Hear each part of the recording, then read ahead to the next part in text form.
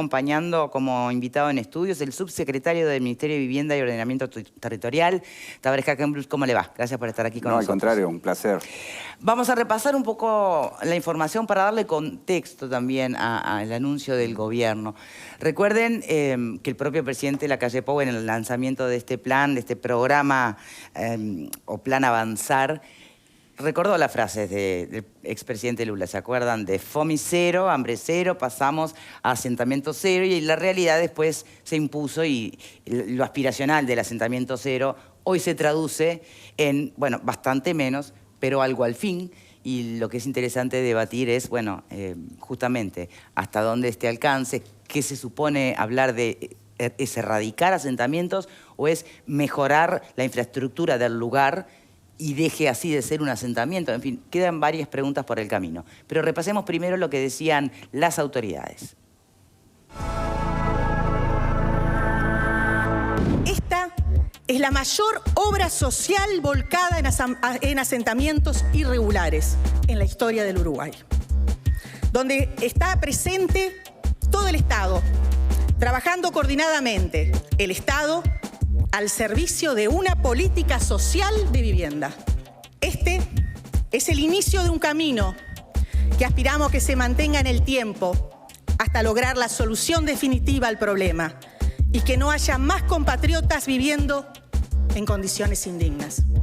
Es hora de terminar con los discursos y las expresiones de deseos y de una vez por todas concretar las soluciones para los más débiles de nuestra sociedad. Hace muchos años, imitando aquella frase del presidente Lula, FOMI cero, hambre cero, se nos ocurrió hablar de asentamiento cero. Obviamente que es aspiracional, como muchas cosas en la vida. Y decíamos, de acuerdo a los que nos ayudaban en los estudios, de que no era para un periodo de gobierno. Alcanza con ver los números y la cantidad que hay que invertir, que era una política nacional. Y por eso hoy es un día particularmente, insisto, en lo político, en lo personal, de cumplir un sueño.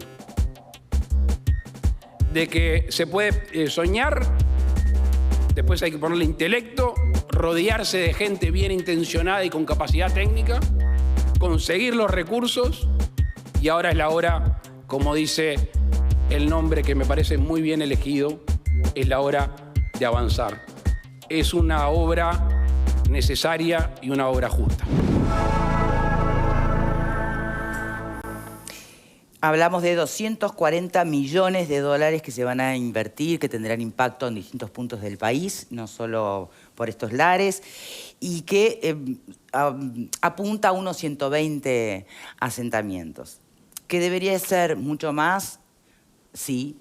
¿Que llegar al asentamiento cero debería ser el objetivo? Sí. Pero bueno, es lo que hoy se puede. ¿Poco, Alfredo? Poco. Se precisan 2.000 millones de dólares para erradicar los 600 asentamientos. Pero por algo se empieza. Ah, bien. Yo coincido en que es una buena medida. Siempre un poco acotada, ¿no? Pero es buena. Más vale empezar por esto que nada. Bien. ¿Ah? Pablo. Yo creo que es una buena medida que responde al crecimiento de los asentamientos que se dieron en este país del 2011 al 2019. Digo, si bien es cierto que entre el 2006 y el 2011 hubo una reducción por parte de las políticas de Estado, que son políticas de Estado de todos los gobiernos y todos los partidos, vamos a entendernos, ¿no? Después podrán o no lograr su objetivo. A partir del 2011 se cortó esa racha y lamentablemente se dieron un crecimiento de los asentamientos de prácticamente unos 670 cuando finaliza el año. Hoy en día es una política de Estado que se está aplicando y es un shock para poder frenar eso. Creo que es una buena medida, quizás lógicamente no sea suficiente, pero por lo menos contiene esta posibilidad, y creo que si mantiene esta política y si mantiene esta política de Estado el resto de las administraciones, en algún momento, no creo que lleguemos a cero, pero se van a erradicar gradualmente y en forma considerable los asentamientos.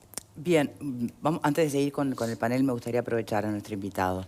Una primera reflexión sobre la presentación de este plan y después preguntas. La primera reflexión me viene a la mente que son 240 que se suman a lo que ya estaba previsto invertir en el quinquenio. O sea que al final de este periodo, la inversión por los diferentes programas de lo que ya venía como arrastre, como bien se habló acá, de políticas de Estado de diferentes gobiernos, en el correr de este quinquenio van a ser 480 millones de dólares, que comparto que no alcanza, pero que indudablemente duplica lo que históricamente se venía invirtiendo por quinquenio en los últimos 15 años. Entonces, a los 240 que estaba previsto ya en el presupuesto quinquenal, se le suman estos 240 millones del fideicomiso.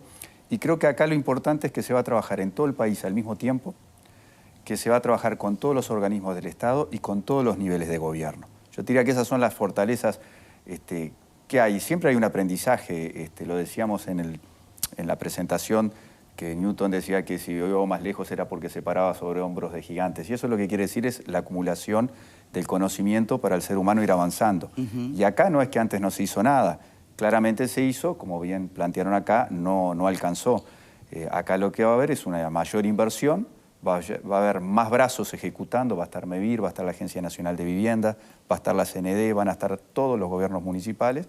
Entonces creemos que con más dinero, con más brazos, bueno, indudablemente va a haber un cambio más rápido. Bien. Una primera pregunta más general. ¿Qué supone este plan? ¿Supone tomar un asentamiento y realojar a la gente? ¿Supone invertir en ese lugar para que deje de ser un asentamiento, que sean casas dignas, que tenga saneamiento, que tengan luz, que tengan todos los servicios del Estado? Implica las dos cosas. Hay prácticamente de este nuevo fideicomiso, lo que se va a invertir de acá hasta el fin del periodo de gobierno, el 30% más o menos va a ir hacia realojos. Porque, ¿qué sucede? Hay asentamientos que se pueden realojar todos o hay que realojarlos todos. Hay asentamientos donde solamente tenés que realojar una parte. Hay asentamientos donde podés regularizarlo en el mismo lugar. Hay tantas realidades que no se puede tabular fácilmente. Entonces, de repente en un mismo asentamiento tenés 3 o 4 situaciones. En una es nada más que una mejora del stock, en otro lado es hacerle las calles de saneamiento y darle los servicios, y en otra parte los tenés que sacar porque se inundan o porque ahí la forma en que se asentaron no respetan las normativas mínimas de la ley de ordenamiento territorial o municipal. O sea que ni siquiera, en esos casos no pasa ni siquiera por reacondicionar y regularizar nada. A veces lo más fácil justamente es el realojo del 100%, también es lo más caro. Pero vas a tener un universo de, ya te digo, de todo tipo a nivel de todo el país, porque no es lo mismo los asentamientos en Artigas, Rivera, que en Colonia o en Maldonado. Supuesto. Igual lo de que el realojo sea lo más fácil depende un poco también, ¿no? Porque si hay algo que se ha constituido en un obstáculo importante para cualquier buena intención de cualquier administración, es la disposición a realmente ser realojados. No es un 100% las personas que están de acuerdo en que los saquen. Por supuesto que quieren vivir mejor, pero que sea han forjado un entorno y una vida donde están ahí, entonces no es tan sencillo a veces. Que sea lo más fácil no digo que sea lo mejor, son dos cosas diferentes. Bien. Es verdad, se genera un sentimiento de pertenencia al barrio, al lugar, tienen su vida organizada, los chicos van al colegio ahí, tienen generalmente el médico que va a la policlínica ya los conoce desde que nacieron. No, claramente muchas veces no es lo mejor. Dije lo más fácil desde el punto de vista del trabajo, digamos, desde el punto de vista de construcción. Bien. ¿Panelistas, Fernando? No, una pregunta que siempre es incómoda, pero... ¿Mejor? ¿Supone a los... No para usted. Para mí seguramente la pregunta incómoda. ¿Supone alguna contrapartida de los beneficiarios, de quienes van a recibir este apoyo de la sociedad de 400 y pico de millones de dólares? ¿Supone algún compromiso? Sí. La intención es en aquellos lugares donde la ayuda mutua, como es el caso donde se construye con MEVIR, va a haber una participación en la construcción o de las viviendas, a veces si no están capacitados, en algunas pequeñas obras de infraestructura y también un pequeño aporte económico. Pero yo te diría que también parte del esfuerzo que tenemos que hacer es que vayan a una sociedad formalizada, gente que está acostumbrada de repente a vivir bien por fuera de la formalidad es tratar de que las nuevas generaciones entiendan la formalización como una forma de integración. Yo la pregunta es porque quizás usted esté en conocimiento, pero hay situaciones donde se han entregado casas o donde se han mejorado las condiciones de la vivienda y en algunos casos las han destrozado la vivienda. Sí, se han sí. afanado hasta las canillas, los lavatorios, los water, las han vandalizado las propias casas que se le dieron para vivir. Quizás usted esté en conocimiento. Y hay lugares donde también se les ha dado vivienda y de repente la venden o... Claro. Digo, pero eso realmente es lo mínimo. Entonces a veces No, pero digo, como errores... hay una inversión social, ¿cómo el Estado se asegura su inversión? Digamos, va a haber una inversión en social importante, pero que esa inversión no termine en manos de cualquiera o vandalizada o perdida. Ahí hay tirada. todo un trabajo social que se va a hacer conjuntamente con el MIDES y juntamente con los Eso gobiernos es importante. departamentales. A ver, No es solo el techo y lo material. Claro, Se la pone vivienda y otra la cosa. infraestructura son condición necesaria, pero no suficientes Ahí para, está. de alguna manera, ir formalizando, ir incluyendo. E integrando las personas que viven en asentamientos. O sea, es importante, sin lugar a dudas, es necesario, pero no alcanza. Ahí tiene que haber después todo un trabajo y que capaz que es el más largo, ¿no? Capaz que es el más complejo, porque ahí tiene que haber tema educativo, tiene que estar toda la parte de los centros CAIF, las escuelas de tiempo completo y, bueno, obviamente un acompañamiento de personas que saben trabajar en el aspecto social, que de repente son los más capacitados para responder ese tipo de preguntas. A mí me gustaría aprovechar que usted tiene una visión integral del Ministerio para preguntarle cómo se va a evitar que se formen nuevos asentamientos o que otras personas vayan a aquellos lugares donde ustedes logran, bueno, desarticular ese asentamiento. Si tú ves en el lanzamiento tanto el presidente como la ministra, como quien habla y el propio intendente, el presidente del Congreso Intendente, que quiero destacar el trabajo que hizo en cuanto a la articulación con las 19 intendencias, que no es un trabajo fácil. No, sí. Hablamos siempre de la prevención. Esto tiene que estar atado a una prevención que fundamentalmente es mejoramiento del stock o lotes con servicio para de alguna manera ponernos adelante el problema. Si no es como tirar agua en un barril sin fondo, todos estamos preocupados en eso mismo, que este esfuerzo que hace la sociedad, no el Estado, porque la plata del Estado sale de la gente, ¿no? El esfuerzo ese no caiga en saco roto y bueno, de esa manera nuestros socios estratégicos indudablemente son los gobiernos departamentales. Pero la prevención pasa por, bueno, no permitir mediante, bueno, determinadas medidas que allí se instalen determinadas personas en un terreno, o pasa porque la vivienda sea accesible para determinado segmento de la población, que es el tema que está de fondo, ¿no? Es multifactorial. Digo, yo diría que por un lado sí es importante la policía territorial, pero es la parte más embromada, porque es decir, acá no. Bueno, ¿y acá no dónde? Bueno, por un lado está justamente las políticas sociales de vivienda que de alguna manera permitan a esas personas acceder a un techo y ahí volvemos a lo mismo. Nosotros creemos que la mejora de stock con canastas de materiales distribuidas a través de los gobiernos departamentales o también lo que tiene que ver con respecto a lotes con servicios, o sea, terrenos servidos que tengan agua, que tengan los servicios, la calle, la luz, por ahí se puede ir avanzando para ponernos adelante del problema. ¿Y eso está dentro del mismo presupuesto? Está dentro del mismo presupuesto. En la parte digamos, de integración de los asentamientos tiene que haber un plan también conjuntamente que se refiera a la prevención. En ese sentido es una preocupación que tenemos todo lo que estamos acá y todo lo que están afuera. O sea, que no se transforme la ocupación de tierras como una metodología para que el Estado dé viviendas. Entonces hay que volverse a poner. Y en otro orden de cosas, pero brevemente, te digo que antes de fin de año, yo te diría que en los próximos 2 meses estamos enviando al Parlamento cambios a la Ley de Ordenamiento Territorial para que justamente esa ley pueda tener una mirada más local, más desde lo departamental, para que ellos vayan decidiendo cuáles son los intendentes, los gobiernos departamentales, los alcaldes, vayan definiendo cuáles son la forma en que va a crecer esa trama urbana. Porque también hay mucha discusión ahí, si crece la trama urbana, los servicios son más caros. Bueno, esa tensión indudablemente la tienen que manejar las personas en territorio y no desde acá de Montevideo con una mirada a veces muy capitalina. Bien. Alfredo. Sí, a mí lo que siempre me preocupó es que había muchos organismos para vivienda del Estado y que cada uno tenía su chacra o su grupo objetivo, su target y... Su público objetivo. Claro, y trabajaban separados, había derroche de recursos muchas veces, etc.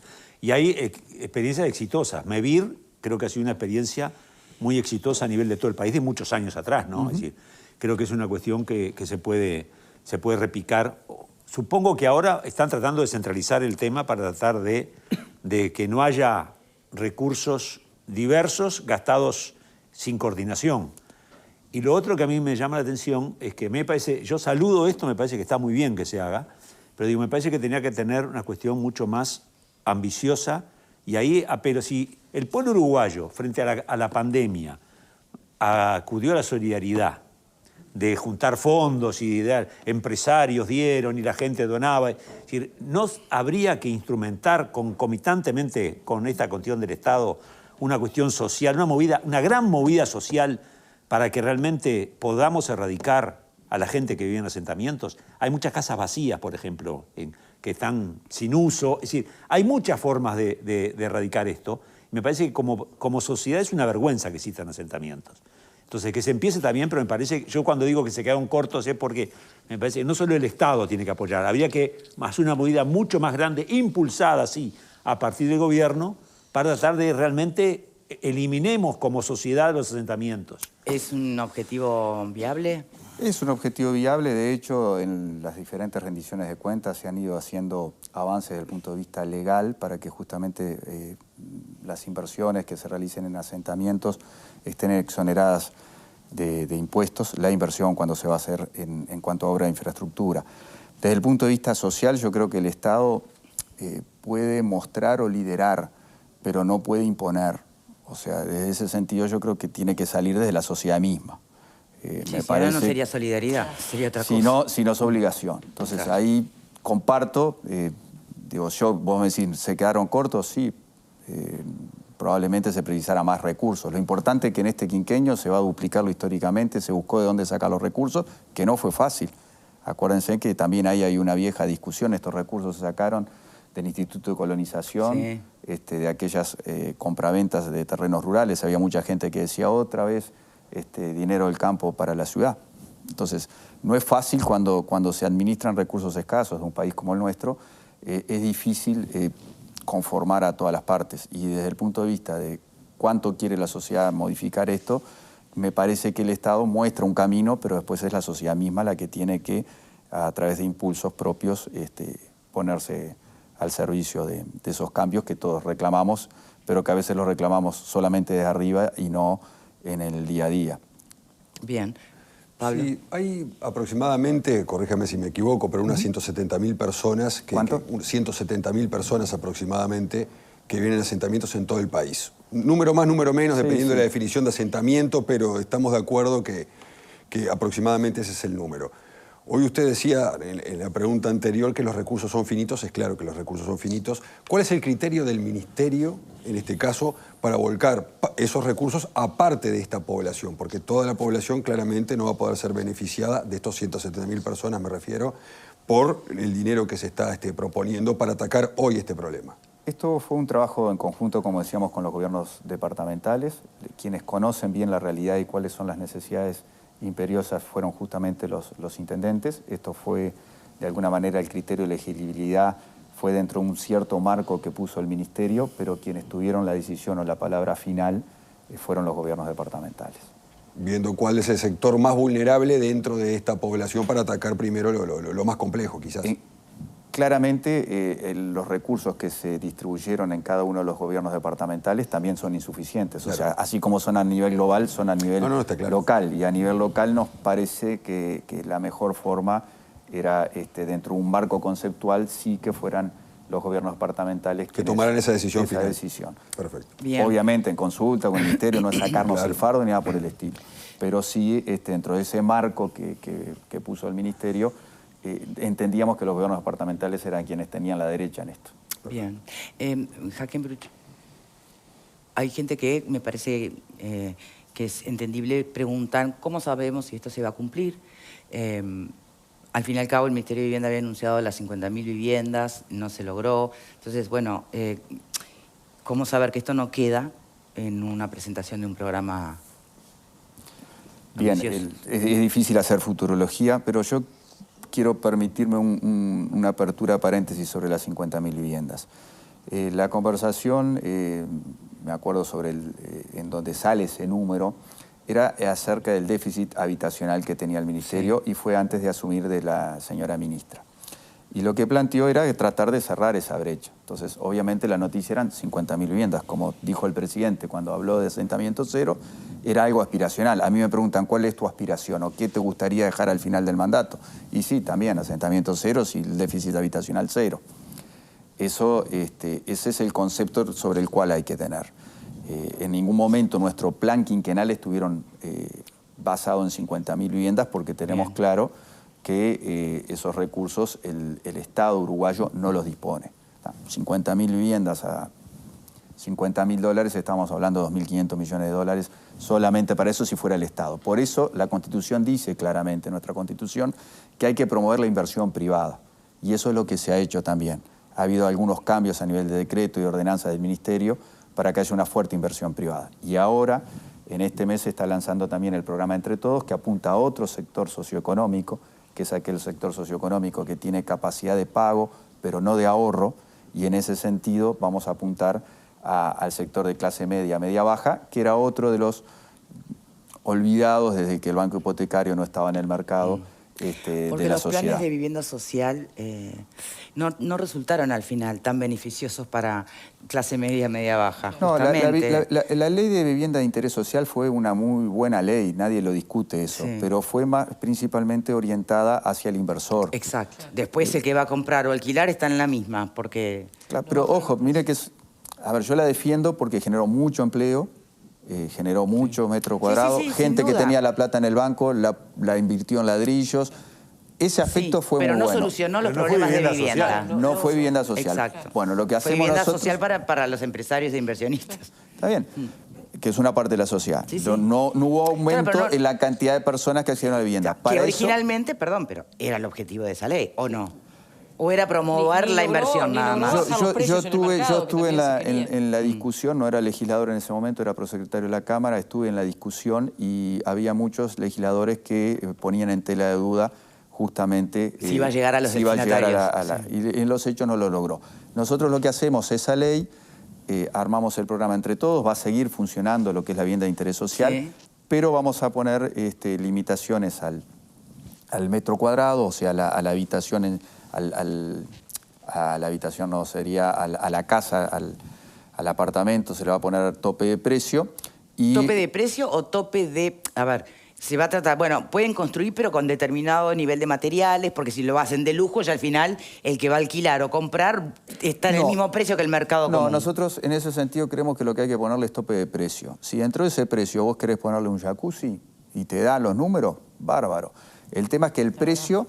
con el subsidio, la cuota que va a dar el Ministerio, permita un acceso razonable a las personas de clase media, media-baja. O sea, en concreto... Entonces va a dejar de ser atractivo para el inversionista. Depende, hay muchas personas que ya están presentando proyectos, porque ahí tenemos que ir a sistemas constructivos no tradicionales, que es otra apuesta que ha hecho el Ministerio, que es aquellos sistemas constructivos que tienen una fuerte incidencia desde el punto de vista digamos, industrial. En lo que baja el metro cuadrado, industrial y no in situ. ¿No, verdad? O sea, que el proceso de construcción mayoritario esté a nivel industrial y no dentro de lo que es la construcción tradicional. Ahí te entra el wood framing, el steel framing, las casas en madera, Banten, eso que es un montón de sistemas nuevos y otros no tan nuevos, lo que es el hormigón llenado en sitio, placas. Digo, hay un montón de sistemas constructivos que funcionan en todas partes del mundo y que entendemos que acá dentro del Uruguay no se ha explorado y creemos que por ese lado... ¿El Zunca no presenta objeciones ante todo esto? No, lo que pasa es que no se toca porque los otros sistemas van a seguir funcionando y como te decía, el otro plan, el plan de vivienda de interés social, lo que era la ley vieja, no se toca, ese programa va a seguir. Y eso significa que no se va a seguir construyendo en hormigón, sí, se va a seguir construyendo. Lo que sí tenemos que ser conscientes es que los productos tradicionales de construcción son generadores de gas invernadero. Y eso tenemos que irlo cambiando. A nivel mundial, en los próximos años, hasta acá el 2060, se va a duplicar la cantidad de viviendas a nivel del mundo. Duplicar. Eso implica que si solamente se utilizaran materiales tradicionales, prácticamente estaríamos pegándonos un tiro en el pie, porque se generaría muchísimos gases de efecto invernadero. En el mundo se está yendo hacia la madera o materiales más amigables con el medio ambiente, el reciclaje de otros productos. Entonces, indudablemente Uruguay no puede quedar afuera de eso. Y bueno, va a ser un elemento... nosotros estamos exportando el 90% de nuestros pinos. Con toda esa exportación, si eso se diera valor agregado acá, prácticamente se podría satisfacer la demanda insatisfecha de viviendas. ¿Que eso genera cambios? Sí, genera cambios. Culturales, a nivel de mano de obra, pero no hemos sentido... Es todo un desafío que se puede dejar para un poquito más adelante, ¿no? No, sí, yo creo que es un desafío que tiene que ir conjuntamente porque nos va al futuro de las generaciones.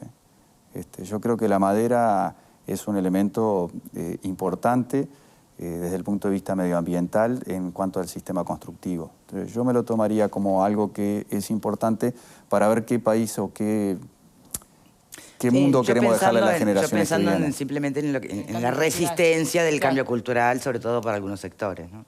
Que ya hay bastante resistencia en muchos aspectos, entonces, bueno, por eso lo decía, pero está claro que... comparto contigo que los cambios culturales son los más difíciles. Sí, exacto. No queda prácticamente nada. ¿Preguntas? No, yo me quedó una duda nomás, porque hoy hizo una cuenta que dijo 50.000 por 50.000, 2.500 millones de dólares, como si fuera el importe que habría que pensar en... Para las 50.000 viviendas. ¿50.000 qué? ¿Y 50.000 qué? ¿50.000 dólares cada viviendas de 50.000 dólares? ¿Alguien está pensando en eso? A ver, estamos, como decimos, cuando hacemos promedio, el promedio salva a los petizos, ¿no? ¿Verdad?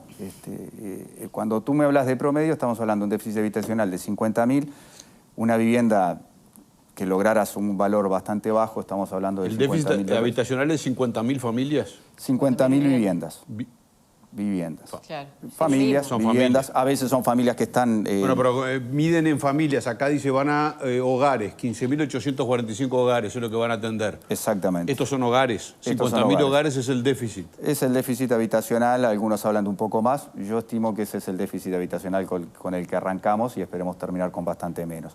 Cuando te hablo de 50.000 viviendas, de 50.000 dólares la vivienda, no te estoy diciendo que sea fácil conseguir a ese precio, pero es para tirar unos números para que tengas idea de lo que tiene que ver de inversión privada y pública para poder en un quinquenio terminar con ese déficit. Los números que están pensando para las soluciones habitacionales ahora, estos números, las proyecciones que se hicieron para estos 240 millones de dólares o los 400 y pico, ¿son viviendas, los realojos, por ejemplo, son viviendas de qué monto, Los realojos se estiman que van a estar en el entorno de los... O sea, ahí baja bastante entre 30 y 40.000 dólares. O sea, el 50.000 por 50.000 es un número, por decir algo. Es un número para que vos puedas dimensionar cuál es la inversión que tiene que haber, tanto pública como privada, para poder bajar ese déficit.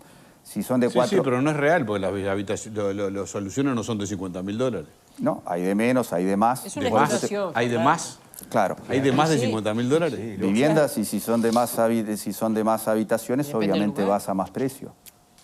¿Viste lo que es el precio del metro cuadrado hoy en día? No, yo sé. Sí, Y depende del sitio, ¿no? Esto obviamente no es un metro cuadrado comercial lo que están buscando.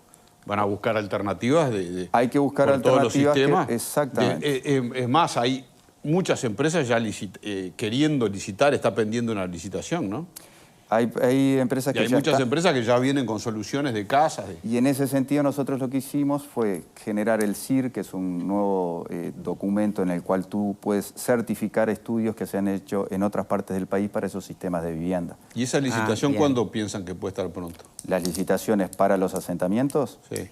para los asentamientos estimamos en 2 meses, 3 meses. 2 o 3 meses. Bien. Sí. Bueno, muchísimas gracias por su tiempo. No, al contrario, un placer. Tabaré Gracias a Hackenbruch, ustedes por subsecretario la del invitación. Ministerio de Vivienda. Muchísimas gracias por habernos acompañado. Un placer. Y a ustedes en casa, como siempre.